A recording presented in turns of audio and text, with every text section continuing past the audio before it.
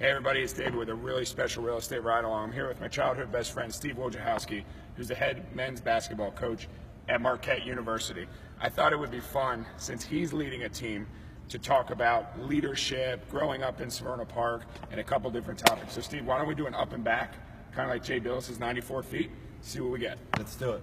All right, so Steve, you grew up in Severna Park, Maryland. Tell me about growing up, some of the things you remember or values you carried forward.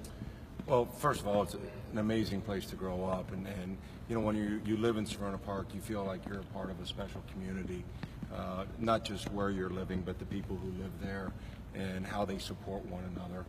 And I draw back on the lessons that I learned as a youngster, obviously from my family, but also the youth coaches and the teachers that impacted my life, and I still think about the lessons they taught me to today.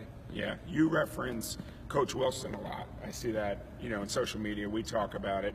What lessons from Coach Wilson are you applying in Marquette basketball?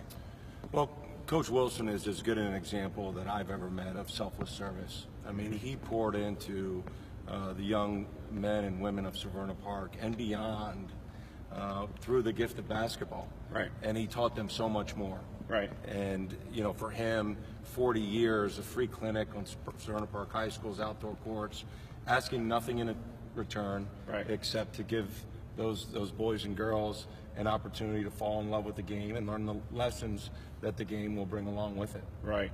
That's great. So I'm building a team, I'm building a business, you're building a team, you're building a program, you're in your fourth year here, you got your own guys. What advice would you give to anybody watching about general leadership, building a team, building a staff? What would you say? So, I mean, what are the cornerstones of this program? Well, I think it starts with the people.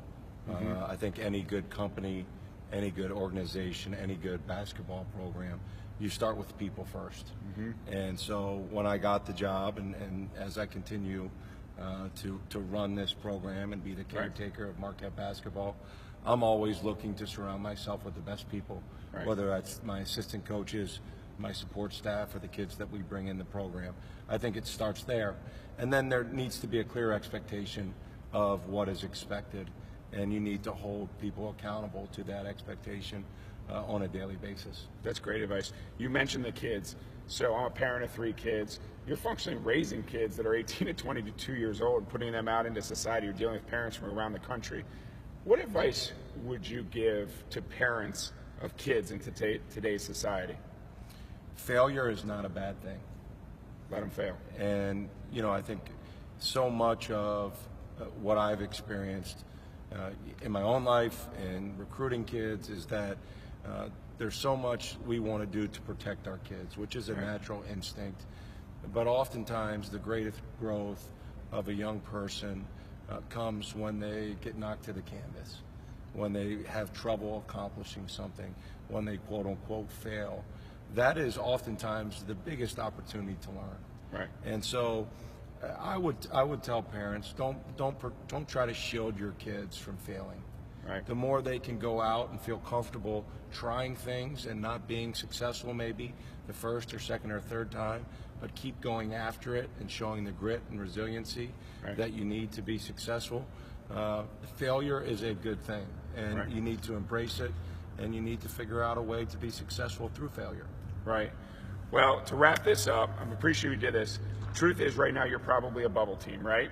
So anybody watching this that's a basketball fan, you had a huge win yesterday. It was so exciting to be here and watch you beat Creighton at home. What do you think of going into the Big East tournament? You head to New York City, you start playing again on Thursday. What do you think you guys need to do to make it to the tournament and wrap up a strong season? Well, for me, it's taking it one day at a time. You know, we're focused on the 200 feet in front of us. You know, the best thing that we can do tomorrow is have a great practice and have great preparation and be completely locked in into what we can do to make the most of tomorrow and not get too far ahead of ourselves. We can't control what the people who decide who's in the tournament are going to do. What we can control tomorrow is having a great practice and having preparation, and that's what we'll focus on. Yeah. One last question. So you're a head coach now. You've been a head coach for 4 years. Most people know you were at Duke as an assistant coach for a long time.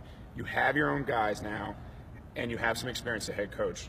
What's different about expectation? Where are you on the life as a head coach? Well, there's nothing like the 12 inches between the assistant coach's seat and the head coach's seat when it comes to the fact that at the end of the day, you're responsible for ultimately all the decisions, and you seek advice and you have good people around you to help you. Right. But at the end of the day, it's your responsibility, and that's a big change. But it's also a very exciting thing. Yeah. And one of the things that I found as a leader of an organization, that it's really important to take care of yourself, so you can be fresh and in your best state of mind to make good decisions. Yeah. Because ultimately, the leaders like you're a decision maker, Right. and you make hundreds and sometimes several hundred decisions a day. And to be in the best space possible, mentally, emotionally, physically, will allow you to make better decisions. That's amazing advice.